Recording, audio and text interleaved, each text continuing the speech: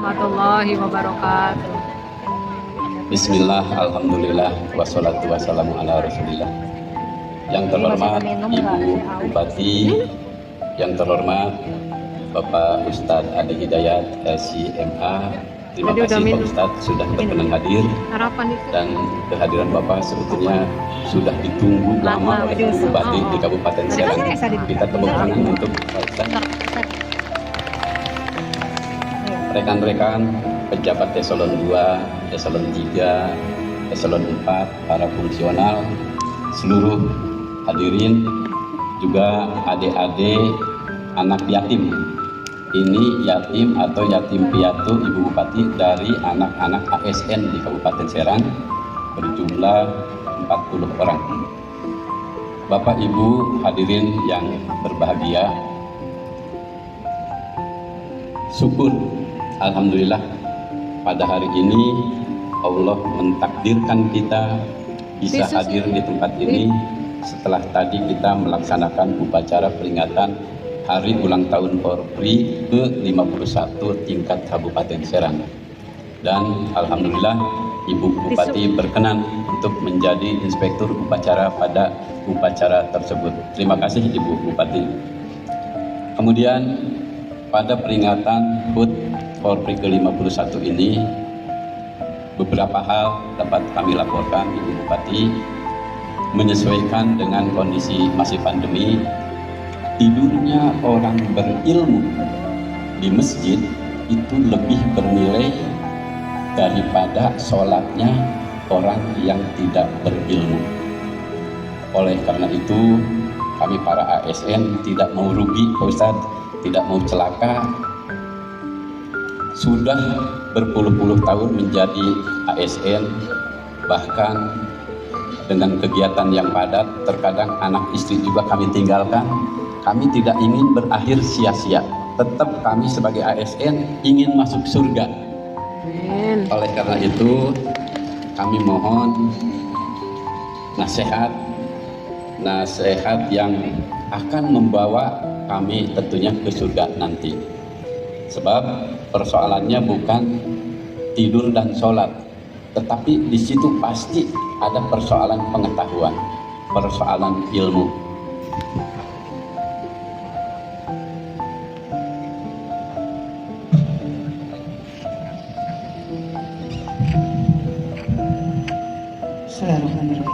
Assalamualaikum warahmatullahi wabarakatuh. Waalaikumsalam warahmatullahi wabarakatuh. Alhamdulillahirabbil alamin. Wa bihi nasta'inu ala umuri dunya waddin. Wassalatu wassalamu ala asrofil anbiya'i wal mursalin wa ala alihi wa sahbihi ajma'in, amma ba'du. Yang sama-sama kita hormati, kita banggakan, patut kita banggakan karena Pak Ustadz ini orang Banten. Orang Pandeglang, luar biasa kebanggaan buat orang Banten Pak Ustadz. Iya, Ustadz. Dan insya Allah dimuliakan oleh Allah Subhanahu Wa Taala. Pak Ustadz Adi Hidayat LCMA, kemudian juga di sini hadir yang saya hormati Pak Sekda, Pak Wakil Bupati. Izin Pak Ustadz agak kurang sehat, jadi beliau tadi di upacara juga tidak hadir. Kemudian para asisten daerah, Pak Asda 1, Pak Asda 2, Bu Asda 3, para kepala OPD, staf ahli Bupati, para camat di tengah-tengah kita semua. Tadi disampaikan oleh Pak Sekda, kami di sini selaku pelayan masyarakat juga ingin memanfaatkan tugas kami di sini, ingin memanfaatkan, apalagi saya selaku kepala daerah sedang mendapatkan amanah. Ini menjadi bagian ibadah kami semua Pak Ustadz. Karena seringkali saya mendengarkan tausiah dari para alim ulama, terutama buat saya selaku pemimpin Pak Ustadz, ini kayaknya batasannya tipis sekali antara surga dan nerakanya Pak Ustadz. Jadi ketika saya bisa menjadi pemimpin yang soleh, yang adil, nah ini adil juga kan luar biasa, luas sekali gitu. Untuk berbuat salah ini buat saya tipis sekali, dan kami semua di sini. Nah ini tadi yang disampaikan oleh Pak Sekda, kami ingin diberi ilmu, diberi trik-trik mungkin. Karena amalan menurut Pak Ustadz juga di YouTube-nya ada amalan ibadah-ibadah itu yang pahalanya yang tinggi ya Pak Ustadz ya. Nah itu di usia-usia kami ini, apalagi saya udah setengah abad lebih, jadi harus diberi trik-triknya oleh Pak Ustadz supaya mengumpulkan poinnya agak banyak gitu Pak Ustadz untuk masuk surganya.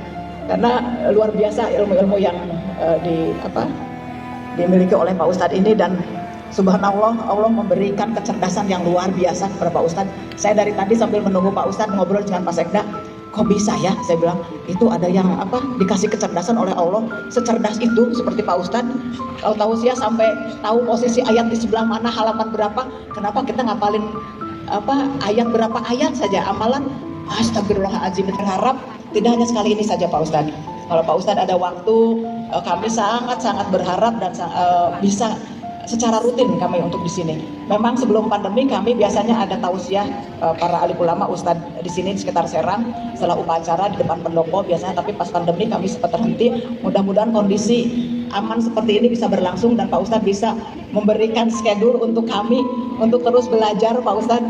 Walaupun di usia yang sudah lanjut ini akan belajar sampai diwajibkan sampai ke liang lahat. Pak Ustadz sekali lagi terima kasih yang sebesar-besarnya, hatur nuhun.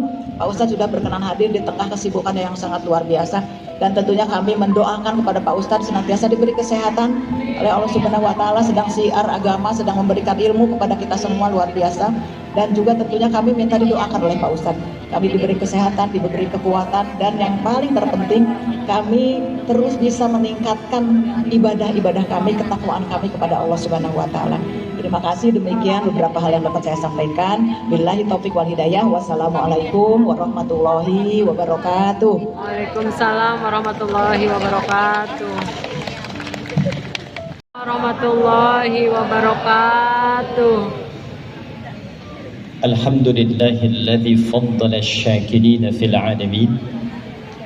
Wassalatu wassalamu ala rasulillahilladzi hadan nasa ila rahmati rabbil alamin. Wa salawatullahi alaihi wa salamuhu tam wa ala alihi wa sahbihi wa dhurriyyatihi wa ummatihi ila yaumiddin wa ba'd. Yang kita sama-sama hormati dan semoga senantiasa mendapatkan kemuliaan dan ridha di sisi Allah Subhanahu wa Ta'ala, Ibu Bupati Kabupaten Serang, Ibu Hajah Ratu Datu Hasanah. Saya sempat cek kepala-kepala daerah di Indonesia itu, ini satu-satunya kepala daerah yang didoakan oleh orang Islam semuka bumi dunia akhirat. Amin. Ya. Rabbana atina fid dunya Hasanah wa fil akhirati hasanah wa qina adzabannar. Itu ayat wajib buat Ibu Bupati itu. Di Quran surah kedua adanya Bu, Al-Baqarah di ayat 201. Kalau tanya posisi paling kanan sebelah bawah. Ya Allah, Masya Allah. Kita doakan semoga dengan doa ini memberikan kesehatan, kekuatan kepada Bapak Wakil Bupati, Bapak Panji Tirtayasa. Semoga senantiasa diberikan kesehatan, kekuatan, kepulihan sehingga bisa bersama-sama Ibu Bupati menata, membimbing masyarakat di Kabupaten Serang ini sehingga senantiasa dalam ridha Allah Subhanahu wa Ta'ala. Amin.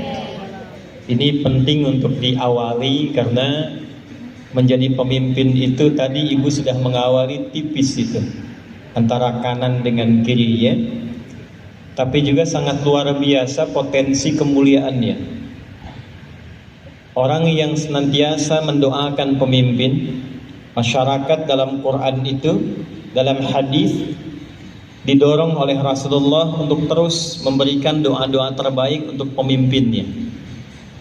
Karena yang pertama, bila dengan doa ketulusan itu menjadi baik dan mengguncang arasy, dan Allah berkenan menjadikan pemimpinnya itu salih salihah, bukan hanya kebijakannya yang baik, doanya pun itu cepat terkabul.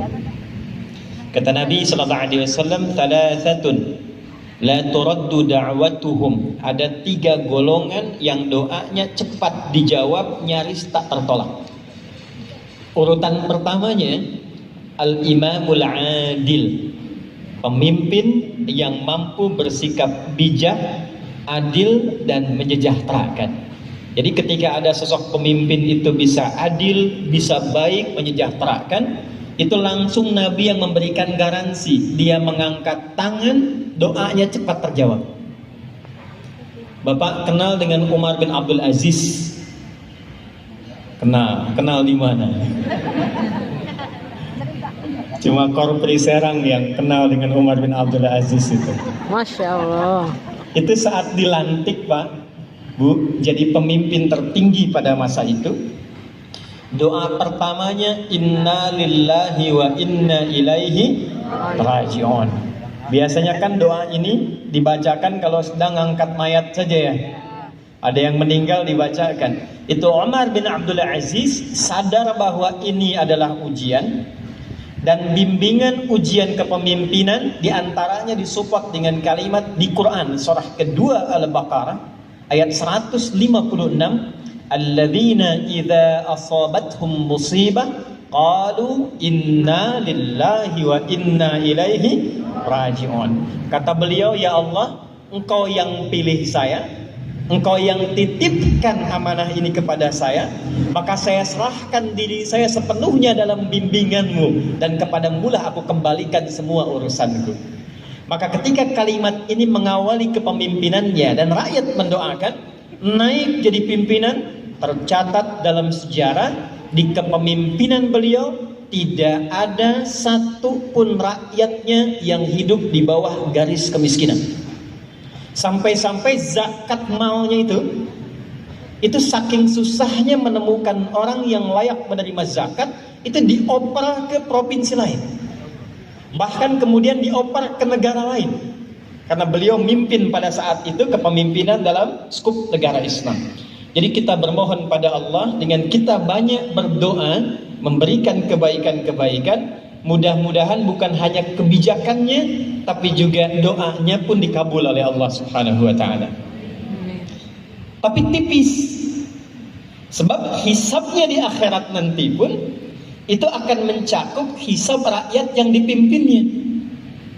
Jadi kalau di sini ada anggota keluarga Korpri kurang sejahtera, kurang terperhatikan, kemudian dihisab, itu yang ditanya nanti kalau nggak Pak Entus, Ibu Haji, ratu dulu tuh. Kenapa nih ada anggota Korprinya begini katanya tuh. Makanya Bu, mohon izin Bu, dulu kenapa para nabi itu senantiasa diajari pertama kali menggembala kambing. Itu saya sampai harus naik ke Pacet Pak, untuk melihat ada apa di balik kambing itu. Ternyata yang paling unik, kambing itu kalau mengembik itu punya beberapa model Pak. Jadi bukan hanya satu embikan, tidak. Jadi kalau dia lapar, itu beda mengembiknya dengan ketika minta perlindungan. Sedang gelisah kencang, lapar, sakit, ya setiap embikannya beda-beda. Dan ternyata setiap nabi yang telah tahu karakter kambing mudah membaca karakter masyarakat ketika mereka mengeluarkan teriakan-teriakannya. Karena nanti yang minta lapar, minta perlindungan, minta perhatian beda-beda Bu. Ada yang kelihatannya senyum tapi proposalnya itu begitu tinggi gitu. Ada kelihatannya gembira-gembira tapi hatinya sedang gelisah. Nah itulah diantara manajemen Nabi yang juga mensupport kita semua untuk kompak sehingga melahirkan kesejahteraan dalam lingkup yang dipimpinnya. Yang saya hormati, saya muliakan, saya sebut keluarga besar Korpri saja, karena barangkali terlalu rinci menyebut satu persatu. Saya lebih senang dan cepat menghafal Quran dibandingkan menghafal nama Bapak Ibu semua nih hari ini. Baik, Ibu Bapak, izinkan yang pertama saya ingin cerita sedikit dulu untuk kita merefleksikan betapa besar Allah berikan karunia sampai hari ini. Ruangan enak, megah. Tadi saya tanya Pak Sekda, Pak Teventus Mahmud, saya bilang Pak, bajunya ini sudah bagus ya Korpri. Karena zaman ibu saya juga Korpri itu masih hitam putih ya. Tadi saya mau nyari-nyari batik yang mirip-mirip yang sekarang belum saya temukan tuh. Saking bagusnya baju yang dikenakan hari ini. Bapak Ibu, kami baru tiba. Bahkan dari sejak awal terjadi musibah di Cianjur, membersamai situasi di sana. Dan agak istimewanya karena tim kami Wahker itu ada langsung di titik epicentrumnya, Pak. Titik gempanya. Hancur semua, Bu. Jadi kalau Bapak sampai ke sana sekarang, itu per 1 kilo itu baru bisa ditempuh paling cepat 1 jam. Setiap jalan kanan kiri, baik itu pusat pemerintahan, rumah-rumah warga rata. Madrasah ada yang rusak. Masjid demikian. Warga trauma. Sampai hari ini masih puluhan jenazah belum terevakuasi keseluruhannya. Yang paling menarik, Pak Ibu, yang punya rumah tegak pun, yang sekarang bisa dikatakan masih agak bagus pun, itu sekarang tidak berani masuk ke dalam rumah. Karena goncangan gempa susulannya itu sampai sekarang itu masih berjumlah 324 goncangan. Jadi mereka lebih senang memilih tenda yang di luar, tinggal di situ berdesak-desakan, tidur terhampar bersama masyarakat, makan seadanya. Pulang saya merenungkan, melihat ini begitu megah, saya merenungkan, Allahu Akbar. Betapa puluhan tahun bekerja, mengumpulkan rumah menjadi yang begitu mewah, kendaraan yang luar biasa, tempat tinggal yang nyaman, tertata asri. Tiba satu goncangan, semua itu menjadi tidak bernilai. Bahkan sekarang ada orang yang senang tidurnya di tenda dibandingkan ke rumah mewah yang hasilnya dikumpulkan dari kerja keras berpuluh tahun itu. Lantas pertanyaannya, lalu apa yang menjadikan manfaat dalam pekerjaan selama belasan puluhan tahun itu? Kalau hasilnya mesti ditinggalkan, kalau hasilnya mesti diabaikan, berarti dalam satu kesempatan ada sesuatu yang ingin Allah ajarkan. Kadang-kadang ketenangan, kedamaian, ketentraman bisa lebih berharga dibandingkan dengan harta yang telah dikumpulkan. Saya mau tanya sebentar. Maaf, kalau Bapak Ibu disuruh milih ya, tapi jangan pilih yang ketiga, ingat ya. Jangan pilih yang ketiga, cuma 2 pilihannya. Kaya tapi gelisah, atau miskin tapi tenang.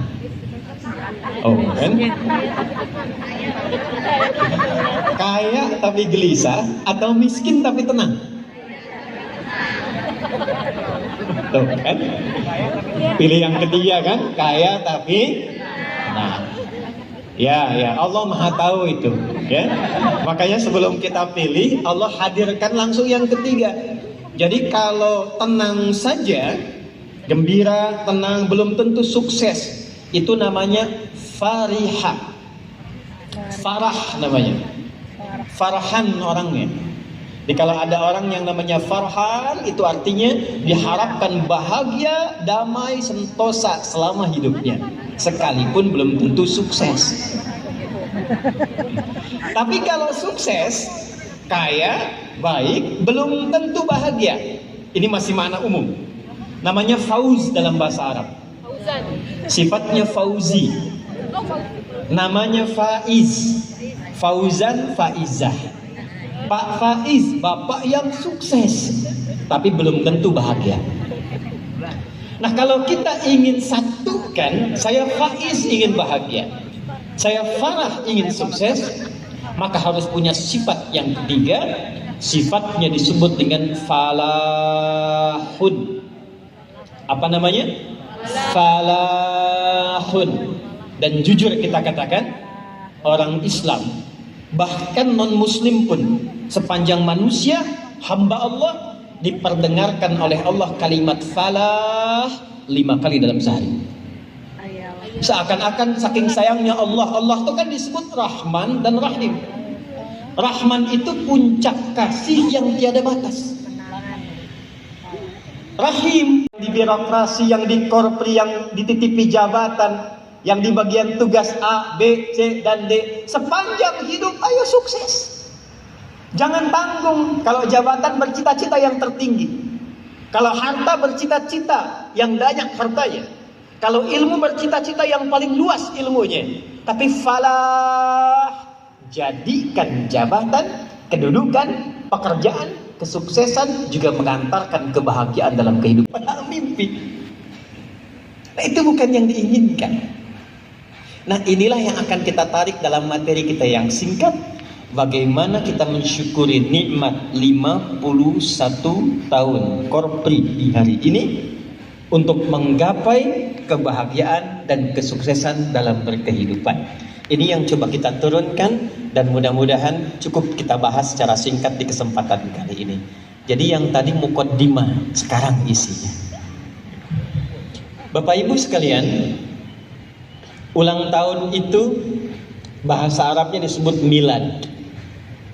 Milad. Waktunya disebut maulid. Sosoknya disebut maulud. Satu-satunya nabi yang hari lahirnya diingat terus setiap waktu oleh seluruh umatnya di muka bumi hanya Nabi Muhammad SAW. Setiap datang hari kelahirannya, maka kita hadirkan nama Maulid Nabi. Maulid untuk waktunya, maulud untuk sosoknya. Diserap ke dalam bahasa Banten menjadi mulud, gitu ya. Maka disebut dengan muludan, gitu ya. Maulid itu artinya hari lahir. Cuma karena Nabi Muhammad ini memang beda, dari sebelum lahir sudah dikenal, saat lahir bapaknya meninggal, tapi nasabnya runtut ke Nabi Adam untuk memuliakan Nabi ini. Nggak ada satupun Nabi yang lahir itu bisa diruntut nasabnya ke Nabi Adam kecuali Nabi Muhammad SAW dalam jarak yang jauh. Ini lahir bapak sudah nggak ada, ibu masih ada, tapi nasab runtut jelas. Muhammad SAW bin Abdullah bin Abdul Muttalib bin Hashim bin Abdul Manaf bin Qusay bin Murrah bin Kilab bin Ka'ab bin Ghalib bin Fihr bin Malik bin Nadar bin Kinana bin Khuzaimah bin Mudrikah bin Ilyas bin Nizar bin Mudar bin Ma'ad bin Adnan bin Addi bin Adli bin Muqawwam bin Namud bin Tarikh bin Ya'rub bin Yasjub bin Nabit bin Ismail alaihi salam bin Ibrahim alaihi salam bin Azar atau bin Nahur bin Adir bin Kinan bin Arfakhshad bin Sam bin Nuh alaihi salam bin Mikhlail bin Matusyala bin Kinan bin Anwas bin Tis bin Adam alaihi salam. Coba ulangi. Yang bisa ulang saya kasih hadiah lebih daripada kulkas Politron. Itu Nabi Muhammad. Jadi wajar kalau diperingati, diambil petunjuknya, bukan sekedar diperingati, diambil petunjuknya, dipraktekkan dalam kehidupan. Nah, petunjuk inilah nanti yang kelak menjadi tuntunan bagi setiap yang mendapatkan miladnya. Apa tuntunan milad itu yang bisa kita turunkan dalam milad Korpi pada hari ini? Satu, kita ambil 3 saja. Yang pertama dari namanya dulu. Milad, maulid, maulud itu akarnya dari kata walad. Dari walada yalidu muncul walid. Bapaknya walid, ibunya walidah, anaknya walad.